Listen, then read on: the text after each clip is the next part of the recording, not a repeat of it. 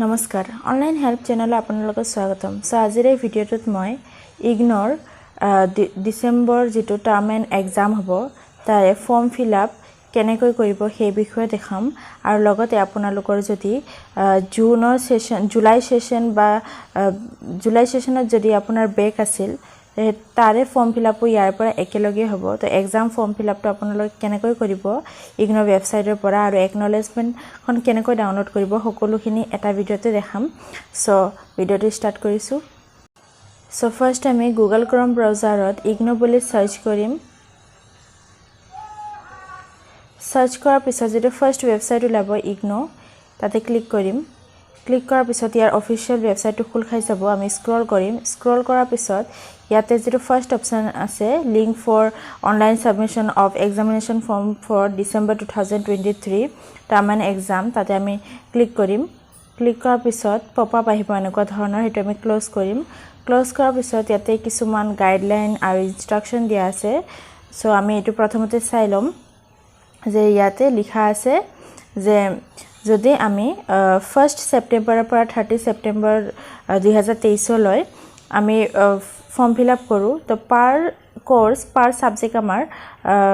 200 কি হ'ব পাৰ পেপাৰ আৰু ইয়াৰ কোনো লেট ফি নাথাকিব কিন্তু যদি 1 অক্টোবৰৰ পৰা আমি অক্টোবৰ 20 লৈ আমি ফৰ্ম ফিল আপ কৰো তেনেহলে আমি এটা লেট ফি দিব লাগিব 500 আৰু যদি আমি 21 অক্টোবৰৰ পৰা 31 অক্টোবৰৰ ভিতৰত এক্সাম ফৰ্ম ফিল আপ কৰো তেনেহলে আমি লেট ফি 1100 দিব লাগিব গতিকে কোনো ধৰণৰ লেট ফি নিদিবলৈ আমি এইটো মাহৰ ভিতৰতে ফৰ্ম ফিল আপ কৰাটো ভাল হ'ব তাৰ পিছত আমি পেজখন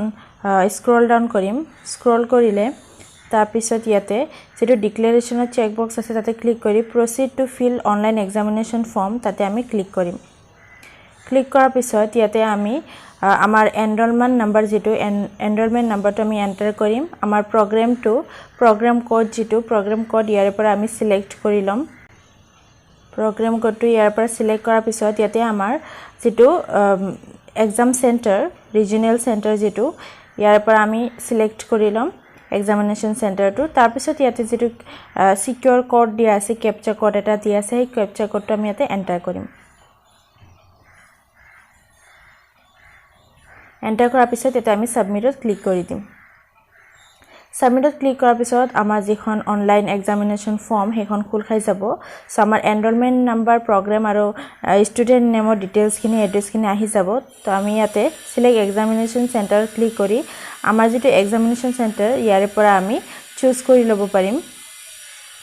চুজ কৰাৰ পিছত ইয়াতে আছে আহিছে যে do you want to change communication address যদি আপুনি আপোনাৰ যেটো কমিউনিকেশন এড্ৰেছ চেঞ্জ কৰিব বিচাৰে ইয়াতে সিলেক্টত ক্লিক কৰি ইয়েস দিব আৰু যদি নিবিচাৰে তেনেহলে নো দিব সো ইয়াতে মই সিলেক্টত ক্লিক কৰিম সিলেক্টত ক্লিক কৰি ইয়াতে মই নো ক্লিক কৰি দিম তাৰ পিছত আমি আমাৰ ডেট অফ বাৰ্থ ইয়াৰ পৰা এন্টাৰ কৰিম ডেট অফ বাৰ্থ এন্টাৰ কৰাৰ পিছত ইয়াৰ পৰা আমি আমাৰ জেন্ডাৰটো সিলেক্ট কৰি লম সিলেক্ট কৰাৰ পিছত আমি আমাৰ ইমেইল আইডিটো ইয়াৰ পৰা ফিল কৰিম ইমেইল আইডি এন্টাৰ কৰাৰ পিছত আমি আমাৰ মোবাইল নাম্বাৰ এন্টাৰ কৰিম ইয়াতে মোবাইল নাম্বাৰ এন্টাৰ কৰাৰ পিছত ইয়াতে যেটো লিখা আছে আৰ ইউ আ পিডব্লিউডি ক্যান্ডিডেট যদি হয় ইয়েস দিব যদি নহয় নো দিব নেক্সট ইয়াতে আধাৰ নাম্বাৰ আমি ফিল কৰিম এটো অপচনেল হয় যদি আপুনি দিব বিচাৰে দিব পাৰে মই ইয়াতে এটো ফিল কৰি আছো Next ইয়াতে আহিছে যে course for which appearing for the first time or failed in the earlier term and exam so আপুনি যদি first time exam দিয়েছে তেনেহলে first time exam দিয়া মানে আপোনাৰ যিখিনি পেপাৰ হে পেপাৰ কেটা ইয়াৰ পৰা সিলেক্ট কৰি লব আৰু যদি আপোনাৰ previous examত কোনোবা সাবজেক্টত বেক আছিল বা বেক আছিলে তেনেহলে ইয়াৰ পৰা হেতু সাবজেক্ট চুজ কৰি আমি ইয়াৰ ফিটো দিব লাগিব লাইক আপোনাৰ যদি জুলাই সেশনত কোনোবা এটা পেপাৰত আপোনাৰ বেক আছিলে তেনেহলে আপুনি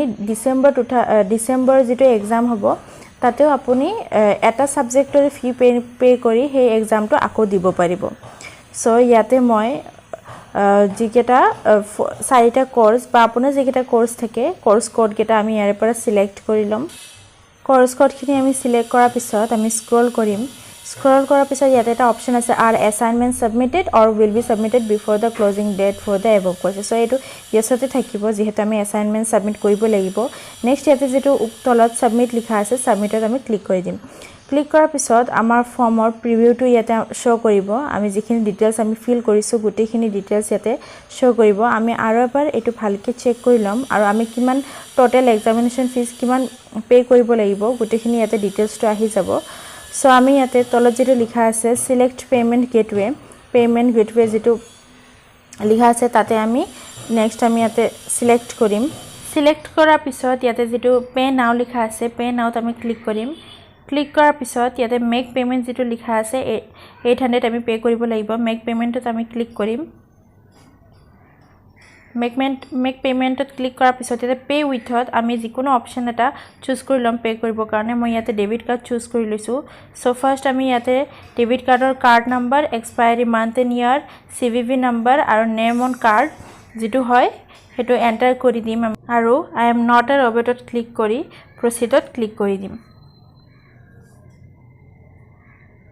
ক্লিক কৰাৰ পিছত আমাৰ যিটো বেংকত ৰেজিষ্টাৰ্ড মোবাইল নাম্বাৰ তাতে এটি OTP যাব সেই OTP নাম্বাৰটো আমি ইয়াতে এণ্টাৰ কৰিব লাগিব ইয়াতে আমি এণ্টাৰ OTP হিয়াৰত OTP নাম্বাৰটো এণ্টাৰ কৰিম OTP নাম্বাৰ এণ্টাৰ কৰাৰ পিছত ইয়াতে কনফাৰ্মত আমি ক্লিক কৰি দিম